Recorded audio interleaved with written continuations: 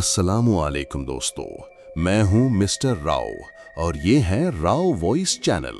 अगर आप पहली बार मेरे चैनल पे आए हैं तो प्लीज सब्सक्राइब कर दें, बेल नोटिफिकेशन ऑन कर दें और कमेंट में बताएं कि आप कहां से सुन रहे हैं। आज मैं आपको एक ऐसे शख्स की कहानी सुना रहा हूं जिसके साथ उसका हमजाद अटैच हो गया था। दोस्तों, हमजाद के बारे में आपने जरूर सुना होगा। ये वो जिन होता है जो हर इंसान के साथ पैदा होता है, लेकिन आम तौर पे वो इनविजिबल रहता है।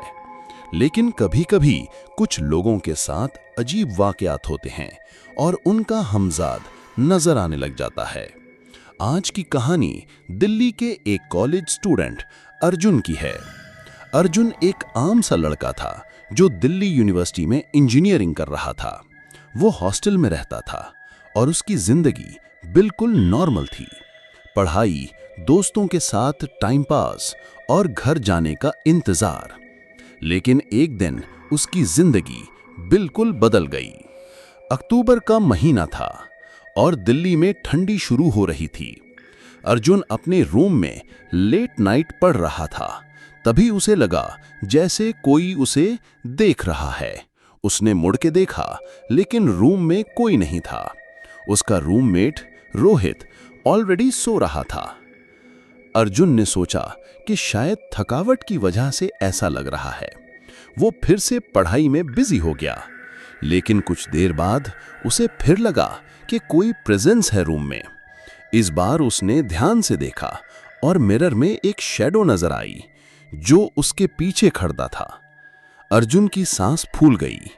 उसने जल्दी से मिरर की तरफ देखा, लेकिन वहां कोई नहीं था।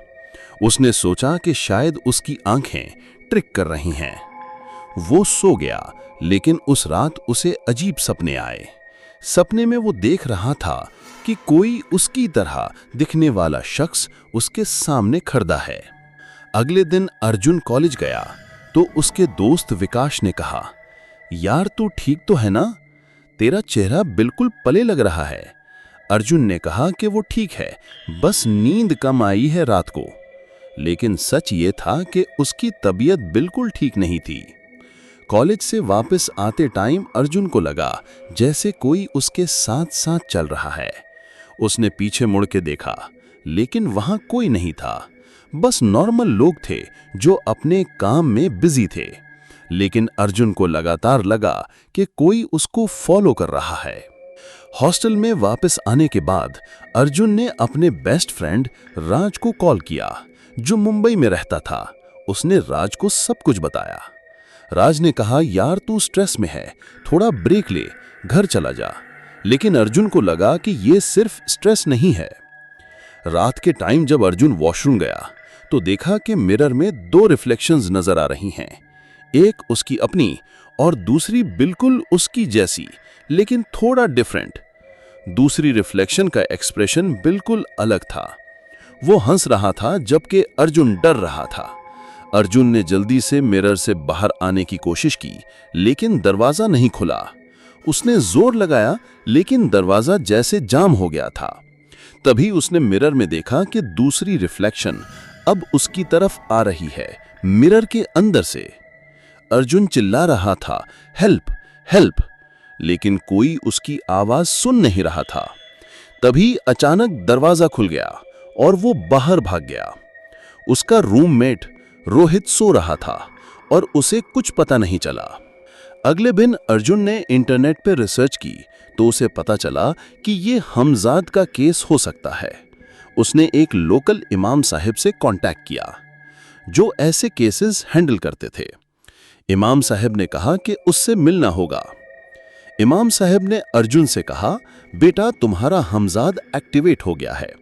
ये तब होता है जब कोई शख्स बहुत लोनली फील करता है या फिर कोई इमोशनल ट्रॉमा फेस करता है। तुम्हारा हमजाद तुम्हें रिप्लेस करना चाहता है। अर्जुन ने बताया कि कुछ महीने पहले उसका ब्रेकअप हुआ था और उसके बाद वो बहुत डिप्रेस्ड फील कर रहा था। इमाम साहब ने कहा, ये वजह है, तुम्हारा हमजाद स्ट्रांग हो गया है तुम्हारी वीकनेस की वजह से। इमाम साहब ने अर्जुन को कुछ वज़ाइफ बताए और कहा कि वो हर वक्त आयतल कुर्सी पढ़ता रहे। साथ में उन्होंने एक तावीज भी दिया।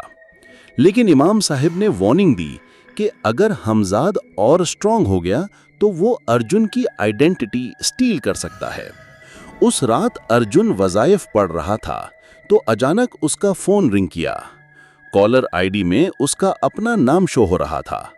अर्जुन ने फोन उठाया तो दूसरी तरफ उसकी अपनी आवाज थी जो कह रही थी, मैं आ रहा हूं तुम्हें रिप्लेस करने के लिए। अर्जुन ने फोन कट कर दिया और इमाम साहिब को कॉल किया। इमाम साहिब ने कहा, जल्दी मस्जिद आ जाओ, सिचुएशन बहुत सीरियस हो गई है। अर्जुन हॉस्टल से निकला तो देखा कि कॉरिडोर में उसका डॉपलगैंगर खड़ा था। डॉपलगैंगर बिल्कुल उसकी तरह लग रहा था, लेकिन उसकी स्माइल बहुत क्रीपी थी। उसने कहा, तू कहां जा रहा है अर्जुन? मैं तुम्हारी जगह ले लूंगा और तुम्हारी जिंदगी जीऊंगा। अर्जुन भाग गया और मस्जिद पहुंच गया। इमाम साहिब ने फौरन स्पेशल प्रेयर्स शुरू की, लेकिन प्रेयर्स के दौरान मस्जिद में अजीब चीजें होने लगीं। लाइट्स ऑन ऑफ होने लगीं और ठंडी हवा चलने लगी। इमाम साहिब ने अर्जुन से कहा, तुम्हारा हमजाद तुम्हें यहां भी फॉलो कर रहा है, हमें उससे डायरेक्ट कन्फ्रंटेशन करना होगा। तभी मस्जिद के मेन डोर पे नॉक की आवाज आई। दरवाजे के बाहर अर्जुन का हमजाद खड़ा था। वो बिल्कुल अर्जुन जैसा लग रहा था, लेकिन उसकी एनर्जी बिल्कुल नेगेटिव थी। उसने कहा, मुझे अंदर आने दो, मैं सिर्फ अपना हक ले रहा हूं। इमाम साहब ने पावरफुल आयात पढ़नी शुरू की।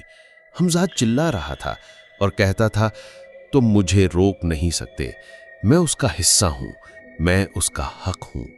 लेकिन इमाम साहब कंटिन्यू रहे प्रेयर्स में।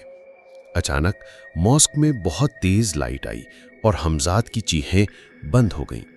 अर्जुन को लगा जैसे उसके अंदर से कुछ चीज निकल गई हो। उसको बहुत हल्का फील हो रहा था। इमाम साहिब ने कहा, बेटा, तुम्हारा हमजाद वापस डॉर्मेंट हो गया है, लेकिन हमेशा अलर्ट रहना। अगर तुम इमोशनली वीक हो गए तो वो फिर से एक्टिव हो सकता है।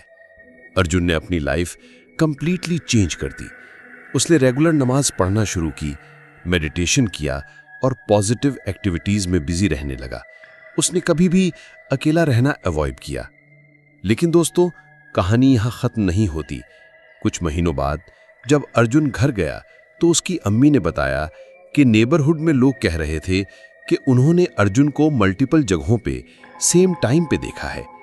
अर्जुन को एहसास हुआ कि उसका हमजाद कंप्लीटली डॉर्मेंट नहीं हुआ, बल्कि वो उससे अलग एग्जिस्टेंस बनाने की कोशिश कर रहा है। इमाम साहब ने बताया कि ये बहुत रेयर केस है जहां हमजाद इंडिपेंडेंट हो जाता है। अब अर्जुन को पता नहीं था कि उसका हमजाद कहां है और क्या कर रहा। कहीं वो उसकी आइडेंटिटी यूज करके कोई गलत काम तो नहीं कर रहा। ये सोचकर उसकी नींदें उड़ गईं। एक दिन अर्जुन को कॉल आई उसके कॉलेज फ्रेंड से, जो कह रहा था, यार तू दिल्ली में है या घर पे? क्योंकि मैंने तुझे आज कॉलेज में देखा था, लेकिन तूने मुझे इग्नोर किया। अर्जुन ने कहा कि वो घर पे है पिछले 3 दिनों से।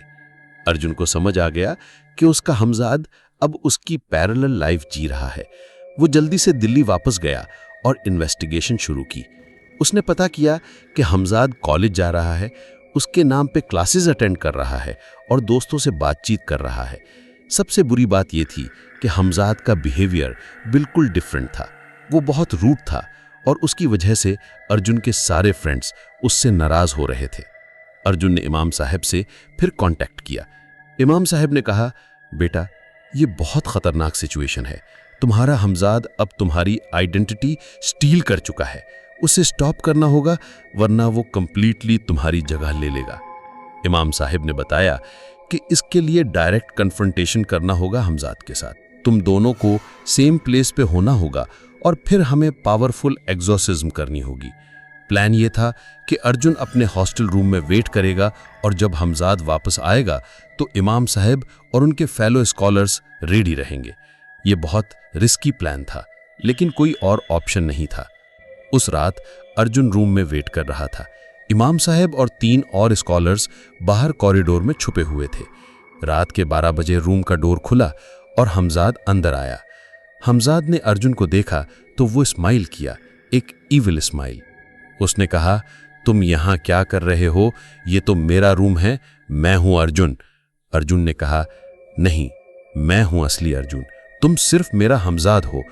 इस पे हमजाद ने जोर से लाफ किया और कहा, असली कौन है और नकल कौन, ये तो अब पता चलना मुश्किल है। तभी इमाम साहब और उनके साथियों ने रूम में एंटर किया और पावरफुल कुरानिक वर्सेस पढ़ना शुरू किए।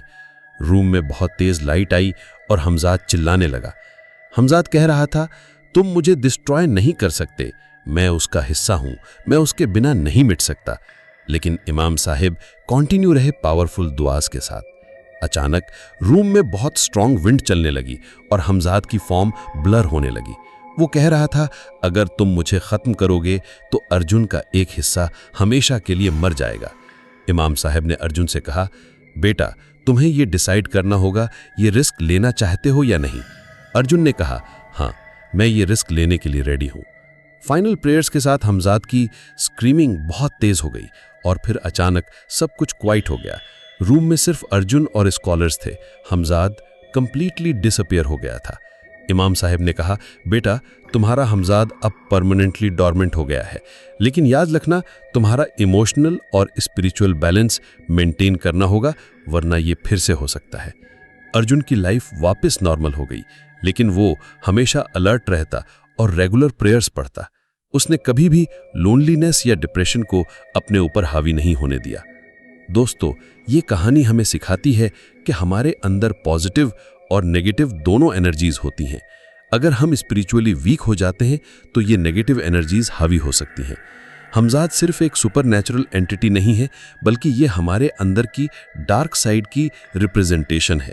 अगर हम पॉजिटिव रहते हैं और अल्लाह पे भरोसा रखते हैं तो ये नेगेटिव फोर्सेस हमें हार्म नहीं कर सकती।